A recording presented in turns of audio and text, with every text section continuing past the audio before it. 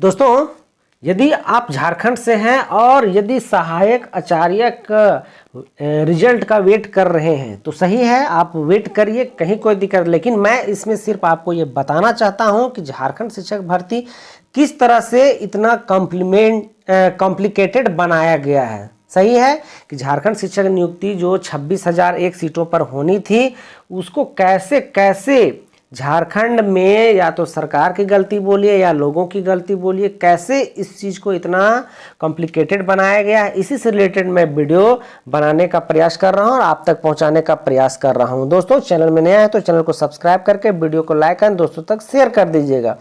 आइए, मैं बहुत सारी बातों को ना बताकर मैं डायरेक्ट मुद्दे की ओर जाना चाहता हूँ। जैसा कि हम बात कर रहे हैं कि झारखंड शिक्षक नियुक्ति 2024 की जो प्रक्रिया चली, कैसे इतना कॉम्प्लिकेटेड हुआ। जैसा कि आप सबको पता है कि सबसे पहले जेटेट और सीटेट के छात्र लंबे समय से धरना करते हैं कि जेटेट छात्रों की मांग बहाली की जाए। जेटेट छात्र, इसमें जेटेट और सीटेट हो गया था, तो जेटेट के जितने भी छात्र थे उन लोगों ने मांग किया था कि बहाली की जाए बिना जेटेट लिए। अर्थात जेटेट के छात्र जो थे उन लोगों ने, जेटेट जितने पास थे उन लोगों ने अपने डिमांड को रखा था कि हमारी जो है बहाली डायरेक्ट की जाए, अर्थात किसी भी तरह का कोई एग्जामिनेशन या किसी भी तरह का हमको किसी भी प्रक्रिया से ना गुजरना पड़े। और सीटेट के छात्र मांग करते हैं कि न्यू जेटेट लेकर बहाली किया जाए। अर्थात यहाँ दो कहानी बन गई थी कि जेटेट चाहती थी, जेटेट परीक्षा पास वाले चाहते थे कि मेरी नियुक्ति डायरेक्ट हो जाएगा, लेकिन सीटेट वाले तो वो तो सीटेट पास है, तो हर हाल में उनका मानना ये मुनाजिब था कि आप पहले जेटेट लीजिए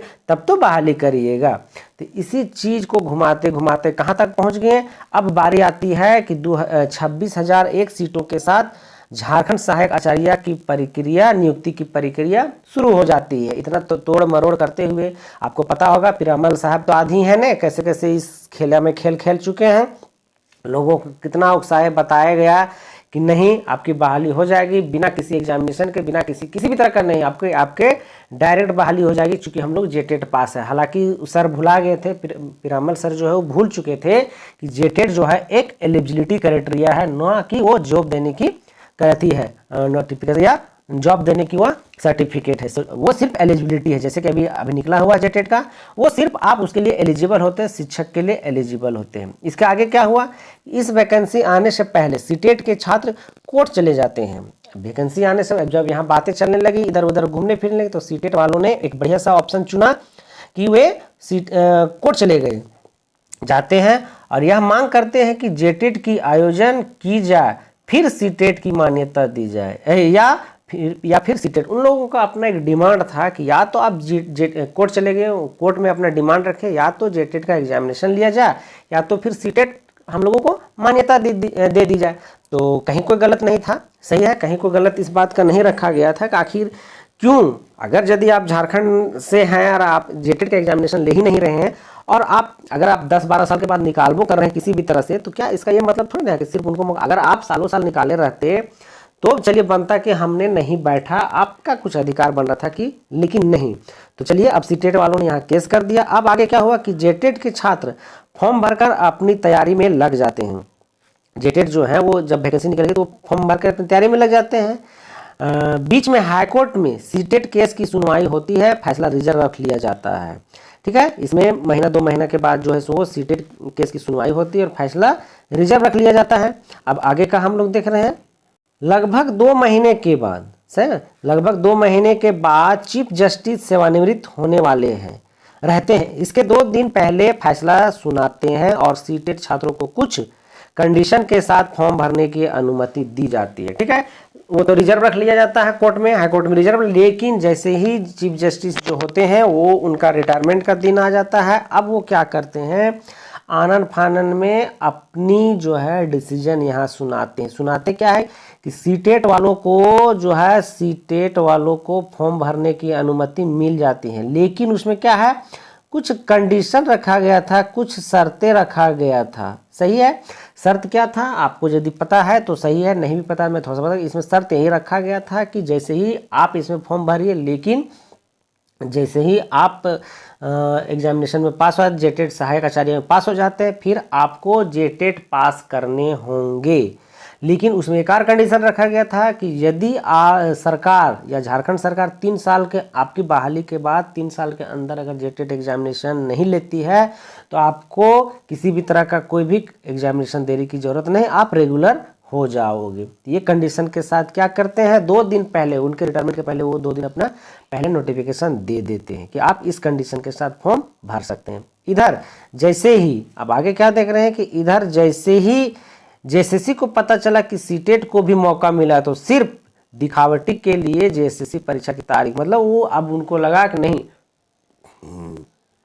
अब कुछ गड़बड़ होने वाली है या कुछ हो सकता है कि सबों को, मतलब सीटेट वालों को भी जॉब देना, इसलिए उन्होंने बिना सोचे समझे, आपको तो पता है कि झारखंड में ये सब औरी बौरी काम होता ही रहता है, वो क्या किए एग्जामिनेशन का डेट निकाल दिए, घोषित कर दिए बेमतलब, या किसी भी तरह का कोई तैयारी नहीं, लेकिन उन्होंने क्या किया, घोषित किया। फिर आगे क्या होता है, फिर जेएसएससी हाईकोर्ट का हवाला देते हुए परीक्षा की तिथि को कैंसिल करते हुए सीटेट को फॉर्म भरने की अनुमति दे देते हैं। अब क्या है, वो तो वहाँ आनंद फानंद में कर दिए, फिर बाद में उनको लगा नहीं हाईकोर्ट ने ऐसा बोला है, इसलिए उसको क्या करते हैं, एग्जामिनेशन डेट को कैंसिल करते हैं और कहते हैं कि नहीं अब सीटेट वाले भी फॉर्म भर लीजिए। सही है, देख रहे हैं ड्रामे पे ड्रामे हो रहे हैं। मतलब जैसे हम पहले बोलते थे दोस्तों कि झारखंड का कोई भी नोटिफिकेशन आए और उसमें 2-4-10 तो केस ना ठोकाए, तब तक उस ना नोटिफिकेशन का वैल्यू नहीं बढ़ता है, उस नोटिफिकेशन का कोई मान सम्मान नहीं रह जाता है, इसलिए केस तो ठोकाना बनता ही बनता, चूंकि यह झारखंड है। आगे फिर क्या हुआ, इधर जेटेट के छात्र सीधी नियुक्ति की सपना और सीटेट को बाहर करने के सुप्रीम कोर्ट चले जाते हैं। इसी बीच क्या करते हैं, अब जेटेट वाले जो थे वो चले गए सुप्रीम कोर्ट, उनका कहना था कि हमारी डायरेक्ट नियुक्ति कर दी जाए और सीटेट को बाहर कर दिया। इसी में आपको पता होगा कि जो सुप्रीम कोर्ट ने है इसको, इस केस को लेने से भी मना कर दिया, उसको नकार दिया, बोले इस तरह की कोई बात नहीं है, जेटेट हर सरकार के अपनी अपनी पावर होती है, उस पावर के अधिकार के तहत वो कुछ भी कर सकता है, कुछ भी, अर्थात वो नियमावली अपना बना सकता है और उस नियमावली के तहत ले सकता है।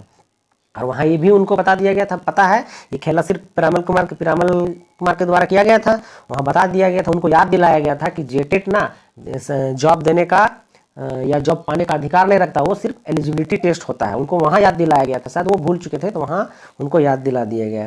अब इधर जेएसएससी ने क्या किया, परीक्षा की घोषणा कर देते हैं।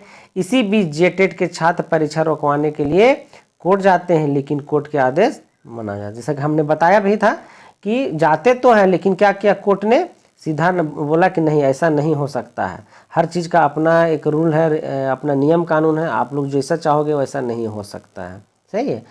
अब आगे क्या हुआ कि अब 3 दिन की सुनवाई के बाद, जैसा कि आपको पता है 3 दिन का सुप्रीम कोर्ट में सुनवाई चला के बाद फैसला को रिजर्व रखा गया और वैकेंसी पेंडिंग पड़ गई। अब बातें आती कि यहाँ तो हम सबको पता है कि इसको वैकेंसी जो है पेंडिंग रह गई है, सुप्रीम कोर्ट ने जो है जज इसको क्या किया, रिजर्व रख लिया। अब बातें आती है कि अब इसमें नुकसान किसका हो गया, अब आगे नुकसान क्या होगा, नुकसान क्या होने हैं। अब मान ले तो चला गया, पेंडिंग पड़ गया है, रिजर्व रखा गया, अब अगर सुप्रीम कोर्ट जब तक इस पर बहुत गहन अध्ययन नहीं करता तब तक तो डिसीजन देगा नहीं, तब तक क्या झारखंड में आचार संहिता लग जाएंगे। अगर यदि गलती से जेएमएम की सरकार ना रही किसी और, वे फिर इस प्रक्रिया को इतना पेचीदा बना देंगे कि मुझे नहीं लगता है कि इसमें किसी भी तरह का बहाली हो पाएगा, चूंकि सरकार भी अपनी अपनी जो है ना वो देखते हैं कि नहीं फलना सरकार ने किया था इसको हटाओ, चिल्ला सरकार ने किया था इसको हटाओ, वे भी अपने अपने ईगो में इतने अड़ी हो जाते हैं।